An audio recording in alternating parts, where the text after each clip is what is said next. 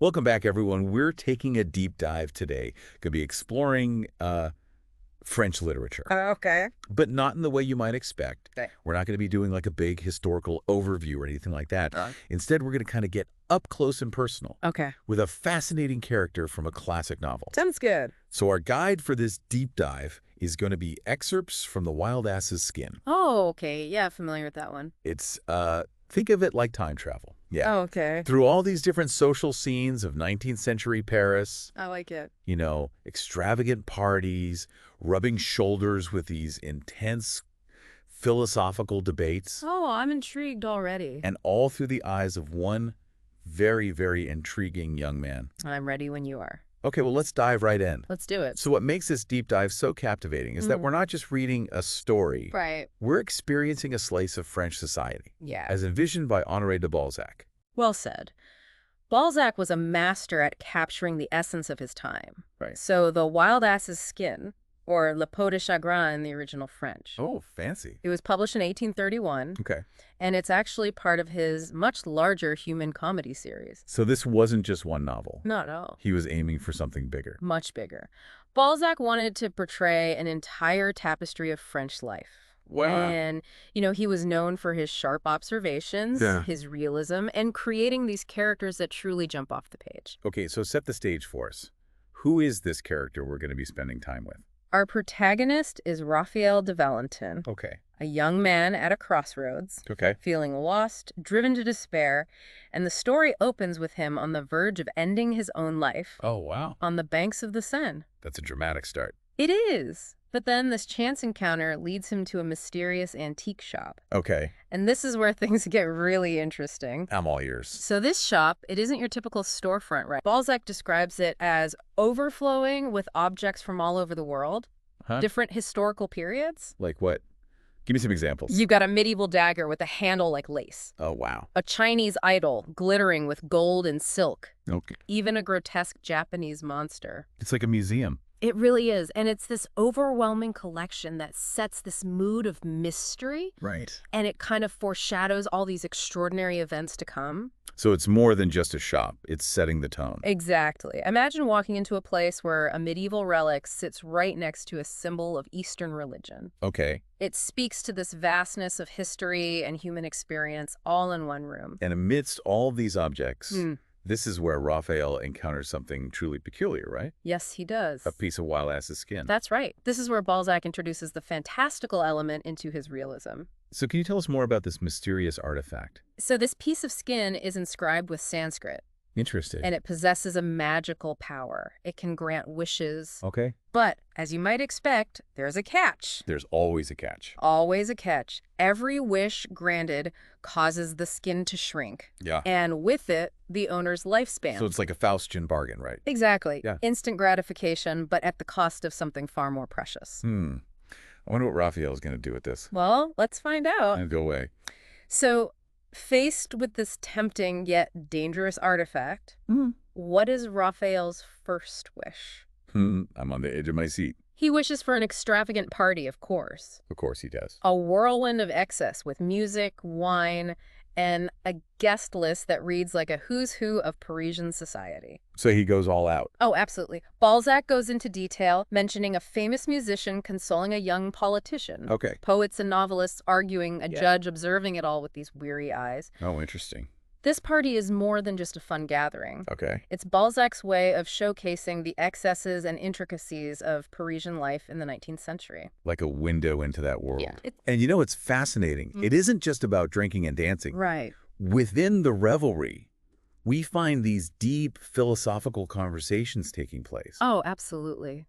This is where Balzac's genius shines. Okay, tell me more. He weaves social commentary into the very fabric of this party. Okay. By having his characters debate the big questions of the day, he gives us a window into the intellectual climate of the era. What kind of things are they talking about? They're debating about God, the tension between materialism and spiritualism, Wow. even the nature of knowledge itself. You have heavy stuff for a party. It is. He even mentions the philosopher Kant, Really? showing how German thought was influencing French intellectuals at the time. I see. So it's like these different layers. Exactly. And you can't help but wonder, right?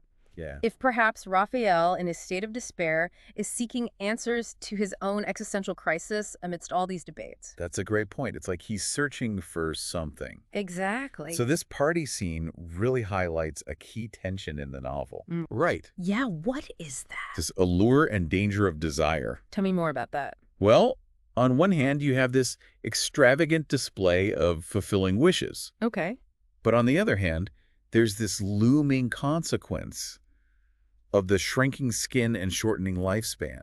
It's a brilliant way to set up the central conflict, Yeah. not just for the character, but for the reader as well. Right. Balzac forces us to ask ourselves, what would we wish for if faced with the same choice? Right. And at what cost?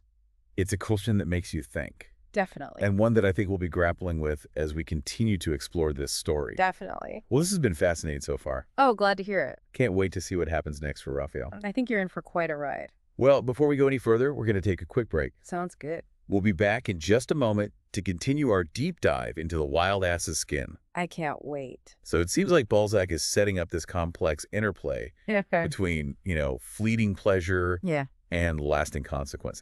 And amidst all this, Yeah. Raphael encounters two very different women. Okay, who are they? So we've got the stunning but emotionally distant Fedora, Okay. and then we have the devoted but impoverished Pauline. Interesting contrast there. Right. They really do embody this fascinating dichotomy. They do.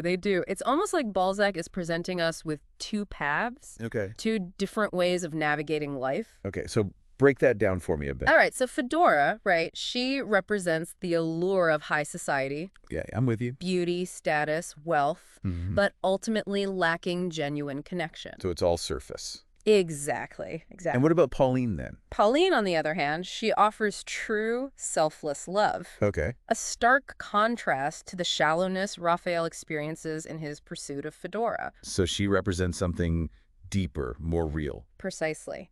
It's through Pauline that Balzac suggests that true connection and love can be a powerful antidote to the emptiness that often accompanies material pursuits. I mean, that's a pretty timeless theme. It is, and it's one that I think resonates with a lot of people, even today. So being the complicated young man he is, right, Raphael becomes infatuated with Fedora. Right. Even despite her rather dismissive treatment of him. Yeah. What do you think Balzac is trying to convey through this dynamic? Well, I think Balzac really delves into the psychology of desire here. Okay. Highlighting how our yearning for something can blind us to its true nature. Like we want what we can't have. In a way, yes. Raphael is drawn to Fedora Yeah. because of what she represents. Status, the validation he desperately craves, Okay. his wishes, right? Fueled by ego, Yeah. and a need for external affirmation, ultimately lead him further away from genuine happiness. So it's a bit of a downward spiral. In a sense, it is. But his relationship with Pauline, though, Yes. it seems to offer a different path. It does. Pauline represents a simpler, more authentic way of life, free from the trappings of social climbing and ambition. But Raphael, he's caught in this tug of war. He is. He's torn between these two paths. Yeah. The allure of the skin and its promises, it proves too strong for Raphael. So he chooses the skin over Pauline. He does. He continues to wish for money, success, even the fleeting affections of Fedora, despite knowing the cost. Despite knowing that each wish shrinks the skin. Exactly. And with it, his lifespan dwindles. So Balzac is kind of reminding us that the pursuit of superficial desires often comes at the expense of our true selves. That's a very insightful way to put it. I completely agree. And he even tries to cheat the talisman's power. He does. He consults with scientists. Yeah. Even attempts to destroy the skin itself. Right. He's seeking a way to enjoy the benefits of the wishes without facing the consequences. Like having his cake and eating it too. Precisely. But of course, it doesn't work. Right, because the skin and its shrinking power. Yeah. It represents a truth we can't escape. Our choices have consequences. It's a powerful reminder. It is. Trying to manipulate the system ultimately backfires. So as Raphael's life force dwindles with each wish, does he come to any sort of realization? Does he change his course?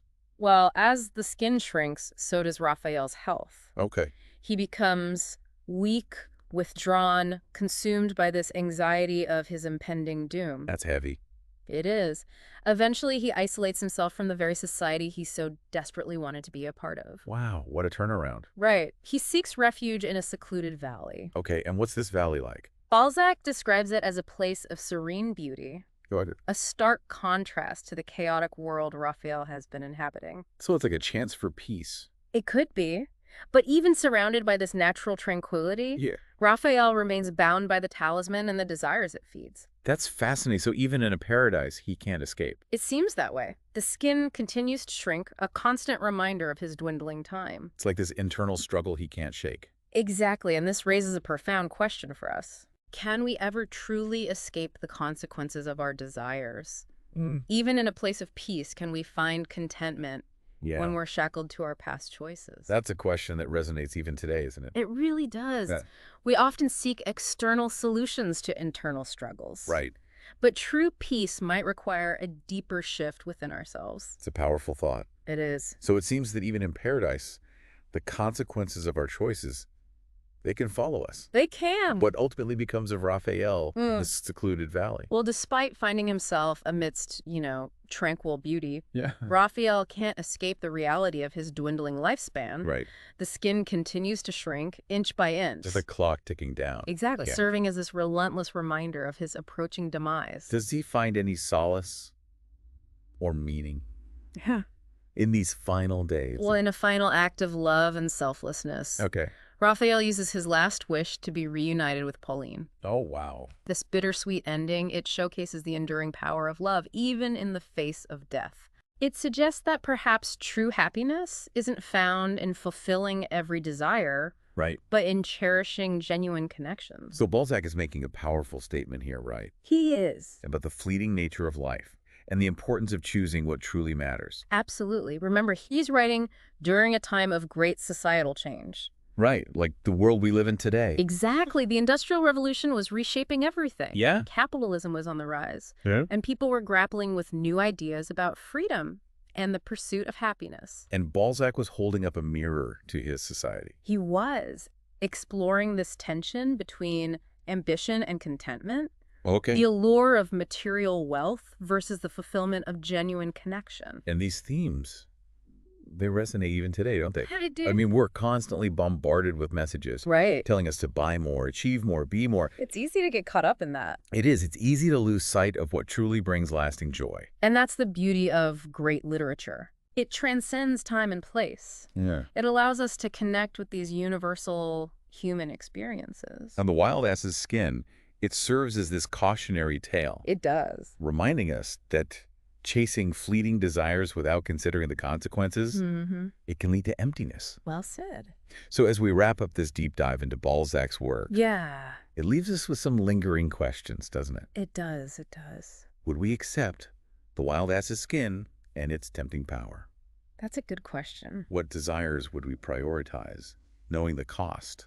I think those are questions we all need to ask ourselves. And perhaps this deep dive encourages us to examine our own values and consider what truly matters in our lives. Exactly. Are we pursuing superficial desires that ultimately won't bring lasting fulfillment? Yeah. Or are we investing in the relationships and experiences that bring genuine meaning and joy? That's the key. It's definitely something to think about. It is. Well, this exploration of The Wild Ass's Skin has given us a glimpse into the richness and depth of French literature. It has. And while we've only scratched the surface here, Yeah, I hope it inspires you to delve further into the world of Balzac definitely. and discover all those other fascinating stories just waiting to be explored. I think you'll be pleasantly surprised. That's it for this deep dive. It's been a pleasure. We'll catch you next time. Until then.